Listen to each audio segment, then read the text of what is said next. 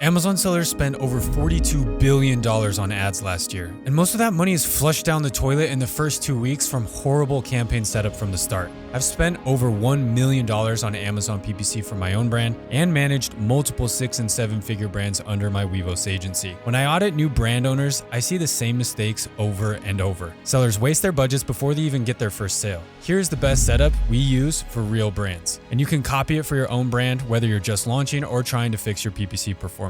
Navigate to Amazon Seller Central and open your campaign manager. If you're creating your very first Amazon campaigns, you're probably going to see some big buttons right up here at the top of the screen to click to create a sponsored products campaign. If your screen looks more like this, maybe you've dabbled with campaigns before, simply click this button right here to create a new campaign. On this screen, we're going to create a sponsored products campaign. So click the Create Campaign button. On this screen, we're going to establish our naming convention. For the sake of example here, let's use a stainless steel water bottle. Then in parentheses, I'm going to put the campaign type. In this example, we're going to set up a keyword campaign. And then I'm going to type in the bidding strategy, which we'll get to in a second, and we're going to use down-only bidding. A quick trick that I like to do is to quickly copy the ad group name and scroll down until you see the campaign name settings right here.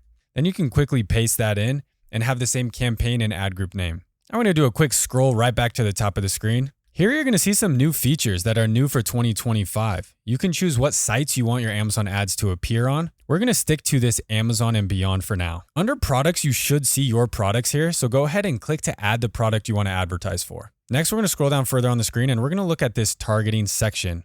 We're going to click manual targeting. And in this example, we're going to set up a keyword targeting campaign. Here under the keyword targeting, there's going to be a lot of default options likely selected. First, what I'm going to do is I'm going to remove this keywords related to your product category for this example. Now over here on the left side, you're going to see a lot of information about keywords. There's a few different ways that you can enter keywords. You can go with the suggested options, you can enter a list, or you can upload a file. Usually I recommend sticking with enter a list or the suggested keywords, especially if you're just getting started. Now, what I do not recommend is mixing match types, meaning broad, phrase, and exact match keywords in the same campaign. So for this example, we're going to set up exact match campaign targets. Again, new for 2025 are these keyword groups. In fact, I have another video on my YouTube channel covering this in depth. And then here lower on the screen, you're going to see some different suggested keywords with the suggested bids based on the match type. Now, you might see dozens of suggested keywords here in this keyword list,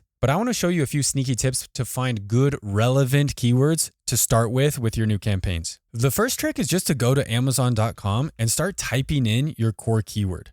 And you'll notice that Amazon will auto-suggest longer tail versions of your keyword. If you're selling a stainless steel water bottle that's for kids, that comes with a straw, that's 64 ounces, that has a wide mouth, these are highly relevant and popular search terms that people are typing in on Amazon to purchase products. So if there's any keywords that pop up in this list for you, make sure to note them down as potential targets to start your campaign. Now, another great way to find keywords to start advertising for early when you launch a product is to use a tool like Helium 10 or Jungle Scout. Let me show you a few really good ways to find keywords very quickly. The first is to build off what we were just doing on Amazon, typing in your core keyword in the search results, but using the Helium 10 Search Expander tool that will not only show the Amazon suggested keywords that we were seeing, but it will also show you the search volume directly here for those keywords, so you know which keyword searches are popular. You can also see here related keywords, keywords after, keywords before, to generate some other ideas of search terms that might be highly relevant to your product. You can also go to the magnet tool in the Helium 10 app to get keyword ideas. I've got other videos about this tool specifically, but if you scroll down on this page,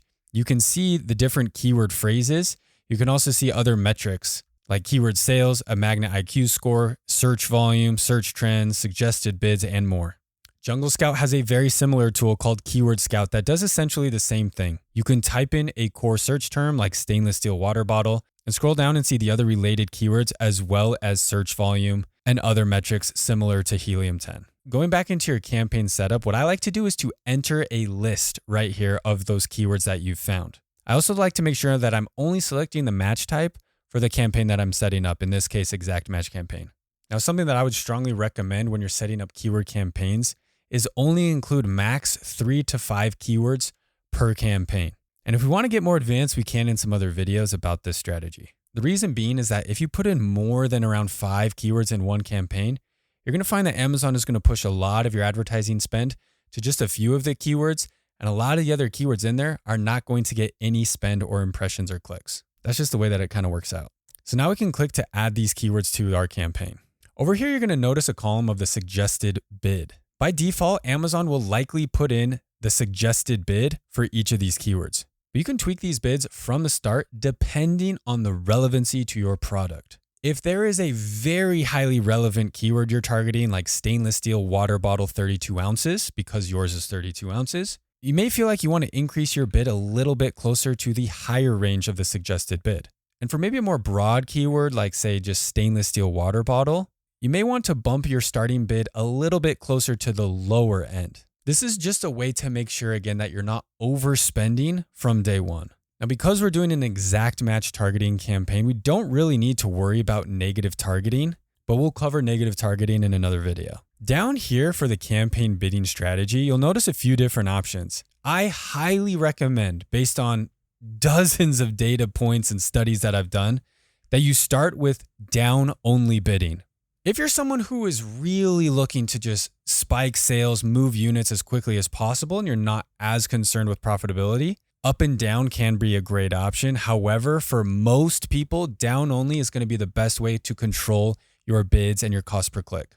Scrolling down further, under placement adjustments, you'll also see some other options here for audiences, which is a new thing. I would, again, recommend if you're just starting to leave the audiences on don't increase bids for audiences. And I'd also recommend not starting with placement adjustments. This is something that I like to do after I've gathered some data and make tweaks and adjustments based on where it's performing best. Again, we can cover this in another video. Finally, down here in our settings, we're going to set a daily budget. I would recommend $10 to $20 per day at least, but of course it's whatever you feel comfortable with. Down here at the very bottom, there's new changes again with some automated tasks using rules. One of the main ones right here is to increase your bids for high traffic days. If you click this little drop down, you can see what the rule is, and you can also click to edit that rule. Again, I don't recommend really starting with this, especially if you're new to advertising. But again, this is something that you can play with and tweak and test as you get more comfortable. Finally, the last step is just to click to launch your campaign. Now you can do this exact same process with the other targeting types. In fact, I'd recommend doing it with the other keyword targeting types, where you set up a campaign with broad keywords, with phrase match keywords. Again, as a pro tip based on my experience, if you're going to set up broad keyword campaigns, I would stick to 1 or 2 keywords max in your campaign. Phrase match, you can maybe go 3 to 5. And again, exact match, I probably wouldn't go more than 3 to 5 as well. Now, there's probably going to be a lot more keywords that you want to test and target. Simply create a separate campaign for those keywords. And something that I always recommend to my students is when you're creating these different campaigns of different keywords, try to create your campaigns with keyword families. And all I'm saying with keyword families is that all the keywords in that specific campaign are related. For example, in this specific campaign where we targeted 4 keywords, all of these keywords have the word stainless steel water bottle. But you might find keywords in your research related to water tumbler. If you wanted to try targeting some tumbler keywords, I again would group all the tumbler related keywords into one specific campaign. And as again, you create more campaigns with different keyword families, you can always go in and update your ad group and campaign names to give yourself a little reference point so you know what keywords are in that campaign. So in this title, I might put stainless steel water bottles. Setting up your first Amazon PPC campaigns does not have to be daunting and scary. If you focus on highly relevant keywords to your product and you make sure you're adjusting your bids according to that relevance, as well as maybe the search volume, you can ensure that you're going to get some clicks and hopefully sales immediately as you launch your campaigns. And as you test some other campaign types like auto targeting, product targeting, maybe even display campaigns, you'll start to see which campaigns perform best for your specific product. And I'll post some more videos for you guys covering all these different campaign types, so you guys have an idea of when to use certain targeting and certain campaigns depending on your product, depending on the time of year.